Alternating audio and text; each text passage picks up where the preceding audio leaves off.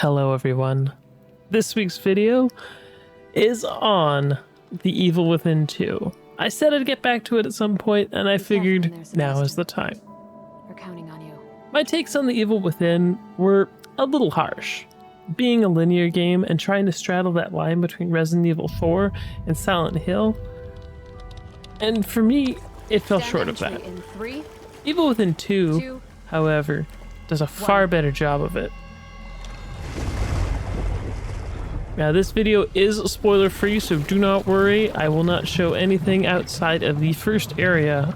In fact, I picked the Xbox version specifically for that because I have nothing from later parts of the game to show off. So I want to get this out of the way. Like I said, this is the Xbox version. I have trouble aiming on a joystick. I used to be alright with it, but I do have trouble with it, so I might not look really competent with the controller here, but believe me, and I can show you my Steam stats if you want, I have beaten the game on Steam with a keyboard and mouse. But I decided that the Xbox version would be best for a few reasons. Because it has an uncapped frame rate mode. And honestly, it looks really good. But let's get into it. We have some of the series staples back, like brain juice, to upgrade Sebastian. But not for weapons this time. For that, we have weapon parts. There's also more crafting materials this time around, like herbs, gunpowder, metal pipes, nails, flour, and a few more.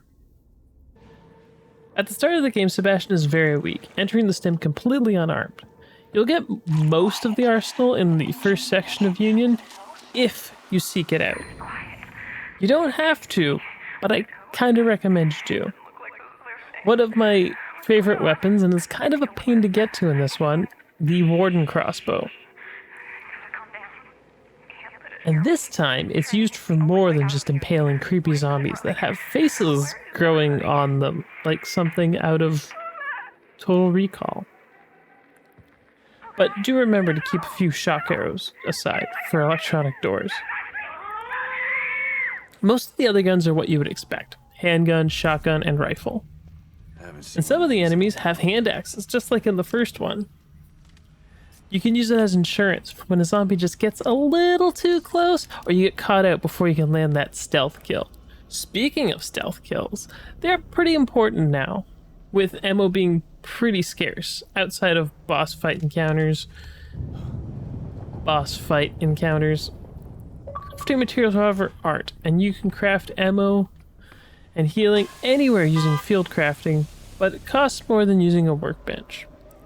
Workbenches also let you upgrade weapons by class rather than by individual weapons. So for instance, if you have the handgun in the first section, there is a slightly better or different handgun that your upgrades will roll over into. So you can use the best of whichever slot you have. It's nice. I do recommend upgrading the handgun as soon as you get it. It's like 160% damage is the first upgrade, or 130 or 100. You get to 160 fairly cheaply, and it's one of the workhorse weapons of the game. It'll make your life that much easier, and a few less bullets here and there never hurts. Speaking of the shooting, it starts out pretty bad. I miss a lot of shots, not only because of the shaking crosshair. I know this is supposed to add tension, but after a few upgrades, I think it's 3 upgrades, and the majority of the shake, I guess we'll call it, is gone. I kind of prefer the upgradeless Resident Evil 2/3 system, where standing still makes it easier to hit your target, but we have an upgrade system, so we need to use it. I also spend a lot of points into stealth and the auto bottle defensive move. They kind of act like the defensive dagger of Resident Evil for GameCube or HD, depending. Where you kind of just like smash them in the face with an empty glass bottle that isn't always empty. I would have preferred to make Molotovs out of them and just light some people up from a distance, but oh well. The Evil Within 2 is far more open and leans harder into the this isn't reality, with a city inside of STEM, breaking apart. Floating sections of the city are connected together through the Marrow. The Marrow is a backbone, so to speak, of the STEM. We saw a bit of this in Kidman's DLC, but it's used here to get you between different floating parts of the city. You still get the linear horror set pieces, but there's more downtime, so when the horror comes, it's usually far more effective. These horror sections, as I like to call them, tend to be short and give you enough supplies to make it through them.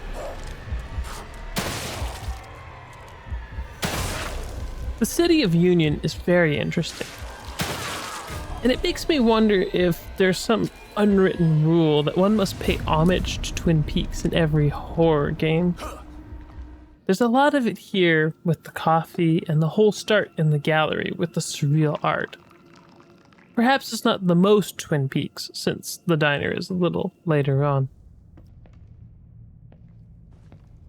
The owner of the gallery is a very interesting man, a psychotic artist, obsessed with catching the last look of terror before death. You get to see his handiwork on display in the opening section here.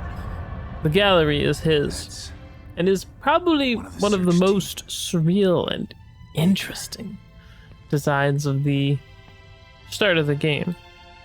It's the least realistic of all the settings.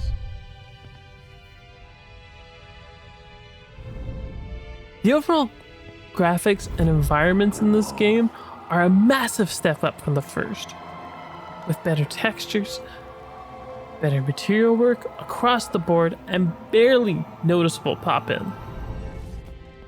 Leaving the 360 and the PS3 behind was one of the best things that could have happened for this game. And I feel like history will repeat itself with cross-gen games as we move out of cross-gen and into just next-gen games. Right now is still the transitional period, and we look back at the past to see how we started with Evil Within 1, and we see closer to the end with Evil Within 2 how much better they are. Did a little bit of overtime for you guys here. I did boot up my PS4 version of the game just to see how it ran on my PS4 Pro, and I have to say it runs pretty well. I do recommend leaving the 30 FPS cap on because it does start to chug in the overworld section. The Xbox Series X version runs at almost a flawless 60, so keep that FPS cap, 30 FPS cap switch turned off on that, and I'm assuming the PS5 will be almost the exact same. The Xbox One S performed admirably at 30 FPS with a decent upscaling. I don't have footage of the 3 because it takes a while to set up recording for the other consoles.